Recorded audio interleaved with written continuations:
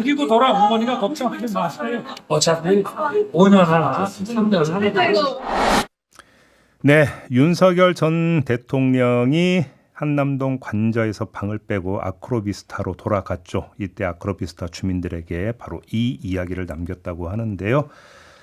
자, 이런 주장을 정신승리라고 분석을 하면서 역사적 사례와 접목해서 한국 사회를 향해서 경계의 목소리를 내신 분이 있습니다. 스튜디오로 모셨는데요. 양혁승 전 연세대 교수입니다. 어서 오세요, 교수님. 네, 안녕하세요. 은퇴하셨다고요? 네, 작년 2월에 은퇴했습니다. 네, 그래서 이제 막간에 그 은퇴 후의 삶이 어떠시냐고 여쭤봤더니 즐기고 계신다고 해서 뭐라고 즐기시냐 여쭤봤더니 공부하면서 즐기고 계신다고. 그게 무슨 즐기는 거예요? 매이지 않고 하는 거는 다 즐기는 겁니다. 그렇습니까? 알겠습니다. 자, 그 페이스북에 이제 글을 쓰셨더라고요, 교수님이. 네. 그러면서 아큐 정전의 주인공, 아큐와 비슷하게 보이지만 본질적으로 다르다. 이렇게 네. 그러니까 진단했어요. 사실 아큐하면 정신승리 하나의 표상처럼 간주되는 사람이잖아요. 네. 어떤 점이 비슷하고 어떤 점이 다르다고 보시는 거예요? 네, 그 루신이 그 지은 아큐 정전에 나오는 주인공 아큐 같은 경우에 실제 이제 1911년 전의 신해혁명 전으로 청나라 말기죠. 그래서 이제 중국의 그 당시의 상황, 그 상황에 그 중국 국민들의 정신 세계 그 부분을 상당히 이 해학적으로 풍자적으로 그렇죠. 그린 거죠. 그때 그 아큐는 농촌에 이제 아주 좀 무지한 그러한 노동자죠. 예, 그래서 그 아큐 같은 경우에 보면 예를 들어서 뭐 자기가 동네에서 신체적으로 정신적으로 상당히 이제 그 연약한 자인데 동네에서 뭐 싸운다든지 뭐 해서 맞잖아요.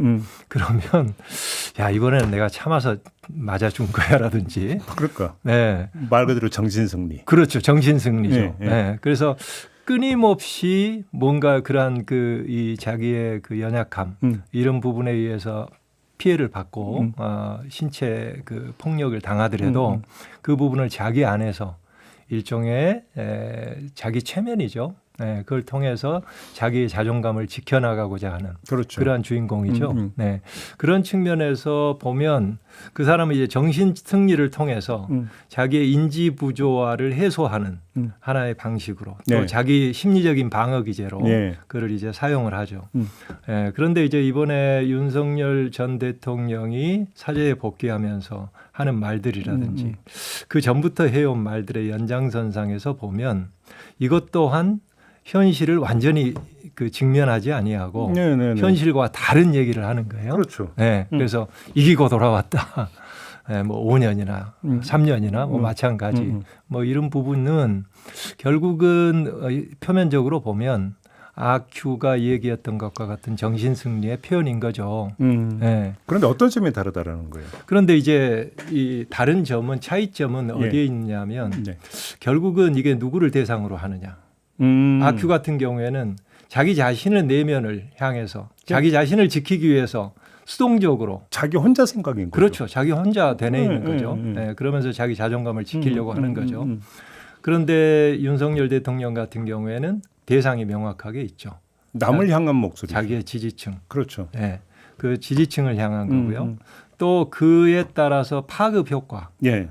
측면에서 보면 상당히 완전히 다른 파급 효과를 지금 기대하고 하는 거기 때문에 예. 이런 측면에서 윤석열 대통령이 하는 경우에는 예. 이거는 아큐의 정신승리와는 완전히 다른 차원의 전략적인 일종의 정치적인 서사구나.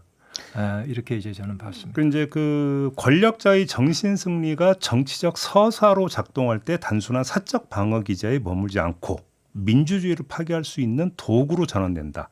그게 이 말씀이신가요? 그렇죠. 네, 그래요? 네, 그렇죠.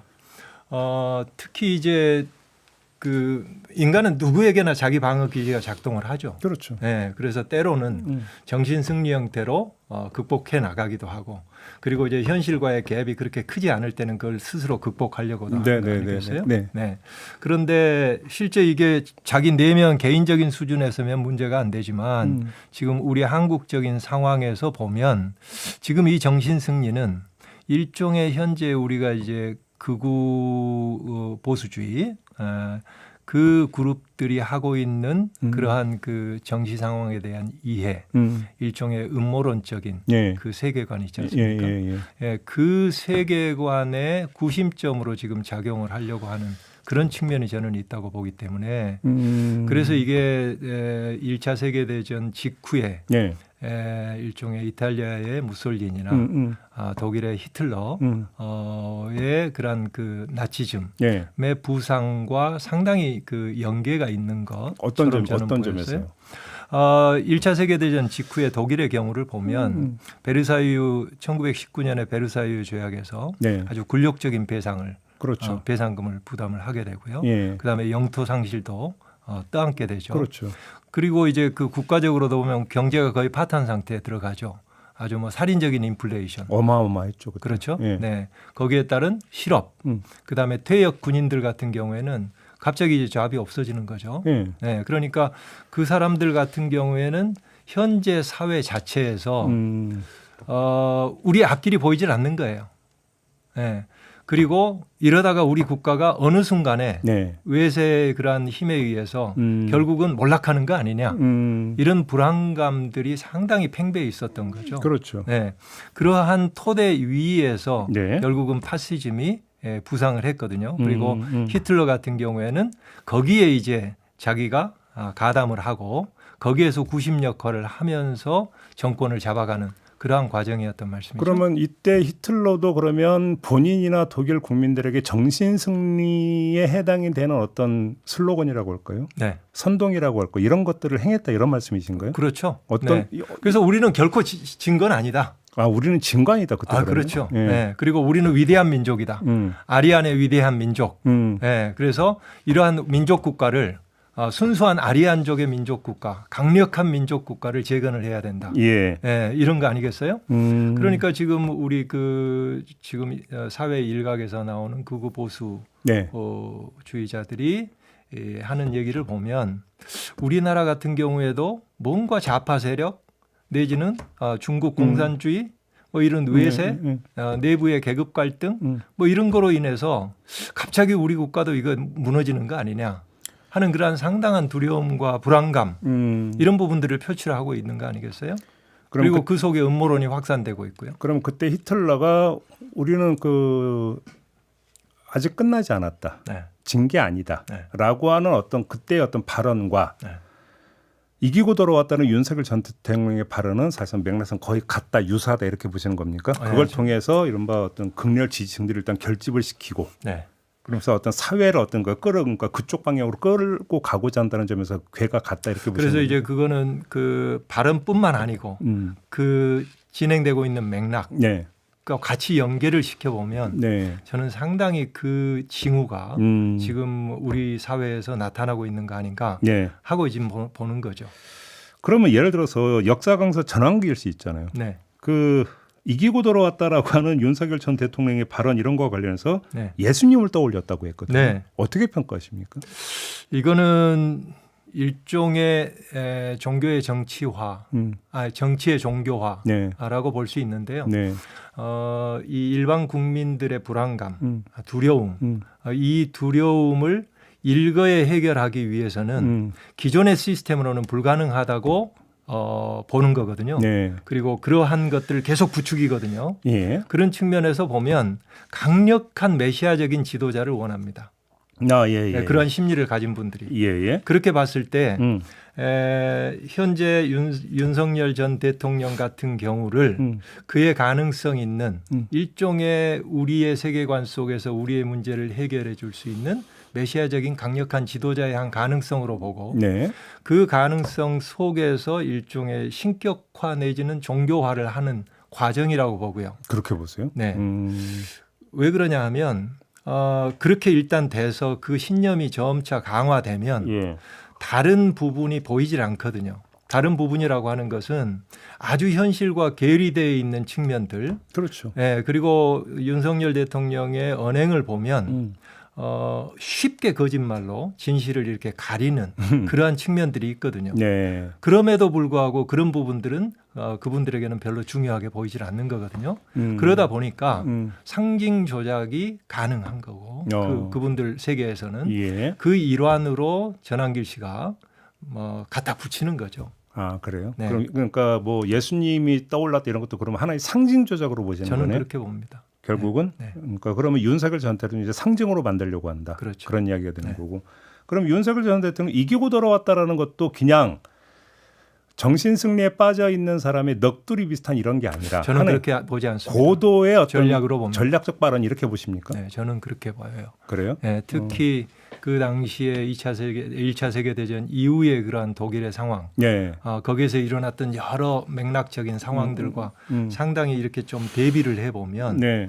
우리 사회의 상당한 정도의 극우 보수층들이 예. 지금 확산이 되고 있고 그 위에서 강력한 지도자에 대한 요구를 윤석열 전 대통령이 자기를 거기에다가 대입시키는 과정으로 저는 보죠. 그러면 그때 그 히틀러나 나치에 열광했던 지지층과 네. 지금 윤석열 전 대통령을 그 강하게 지지하는 극렬 지지층 간의 공통점은 어디에 있다고 보십니까? 그거는 이제 상당한 불안감, 네. 두려움, 예.